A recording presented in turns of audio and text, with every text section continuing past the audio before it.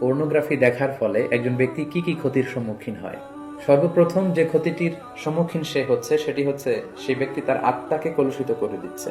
ফলে কোনো এবাদতে সে মজা পাবে না, সে সালাত আদায় করে মজা পাবে না, সে কোরআন তেলাওয়াত করে মজা পাবে না, সে তাসবিহ করে মজা পাবে না।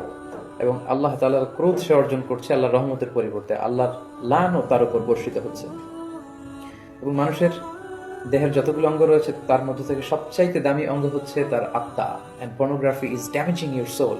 বিষ্ণু ইসা ইসলাম বলেছেন, আলা ইন্না ফিল জাসাদি মুদগা ইদা সলুহাত সলুহাল জাসাদু কুল্লু ওয়া ইদা ফাসাদাত ফাসাদাল জাসাদু কুল্লুহু আলা ওয়াহিয়াল কলব। জেনে রাখো, নিশ্চয়ই মানব দেহে একটি গোশতের টুকরো রয়েছে যেটি দেহের সবচেয়ে দামি অঙ্গ। এই অঙ্গটি যদি পরিচ্ছন্ন হয় পুরো দেহটি পরিচ্ছন্ন থাকে, এই অঙ্গটি যদি নষ্ট হয়ে যায় পুরো দেহটি নষ্ট হয়ে যায়, আর সেটি হচ্ছে তোমাদের আত্মা। In the day of judgement আমরা যখন আল্লাহ তাআলার কাছে হাজির হয়ে যাব, আমাদের ক্ষমতা, আমাদের সন্তান, আমাদের সম্পদ কোনো কিছুই আমাদের মুক্তিকে নিশ্চিত করতে পারবে না। কেবলমাত্র যারা প্রশান্ত এবং পরিচ্ছন্ন আত্মা নিয়ে মহান আল্লাহর দরবারে হাজির হবে তার জন্যই আল্লাহ তাআলা ক্ষমার ঘোষণা করবেন। তো পর্নোগ্রাফি ওয়াচাররা সর্বপ্রথম যে ক্ষতিটির সম্মুখীন হচ্ছে সেটি হচ্ছে তারা তাদের আত্মাকে নষ্ট করে দিচ্ছে, যেটা মানব দেহের সবচেয়ে দামি অঙ্গ। পাশাপাশি তারা তাদের চরিত্রকে শেষ করে দিচ্ছে, যেটা মানব জীবনের সবচেয়ে দামি একটি বিষয়। আমরা বলি যে মানুষের অর্থহানি ঘটলে সামান্য কিছু হানি হয়, স্বাস্থ্যহানি হলে আরেকটু বেশি কিছু হয়, কিন্তু একজন ব্যক্তি যখন তার চরিত্র হারিয়ে ফেলে সে তার সবকিছুকে হারিয়ে ফেলে।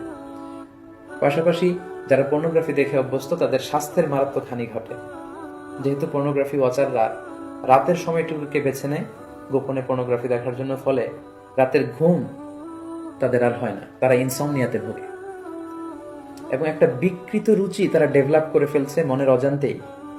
মহান আল্লাহ তাআলা বিবাহের মাধ্যমে, পবিত্র বন্ধনের মাধ্যমে একজন প্রাপ্তবয়স্ক নারী এবং পুরুষ তারা তাদের জৈবিক চাহিদা মেটাবে, এটাকে আল্লাহ বৈধ করেছেন।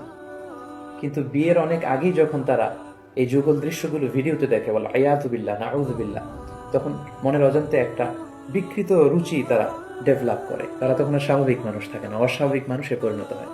এবং পার্সোনালি আমরা অনেকের কাছ থেকে এরকম প্রশ্নও পাই যে আমি আসলে পর্নোগ্রাফি দেখতে চাই না, আমি এটাকে অপছন্দ করি, কিন্তু একবার দেখতে শুরু করার কারণে আমি এ থেকে বেরিয়ে আসতে পারছি না, আমি নিজেকে সাহায্য করতে পারছি না, এবং এই পৃথিবীর যে কোনো বিষয়ের ব্যাপারে আমি আগ্রহ হারিয়ে ফেলেছি, আমার সুইসাইড করতে মন চাচ্ছে।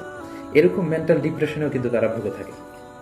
পর্নোগ্রাফির আরেকটি গুরুত্বপূর্ণ ক্ষতিকর দিক হচ্ছে এই পর্নোগ্রাফির ফলে সেক্সুয়াল ক্রাইম সমাজে বেড়ে যাচ্ছে। In every sexual crime there is a pornography behind it.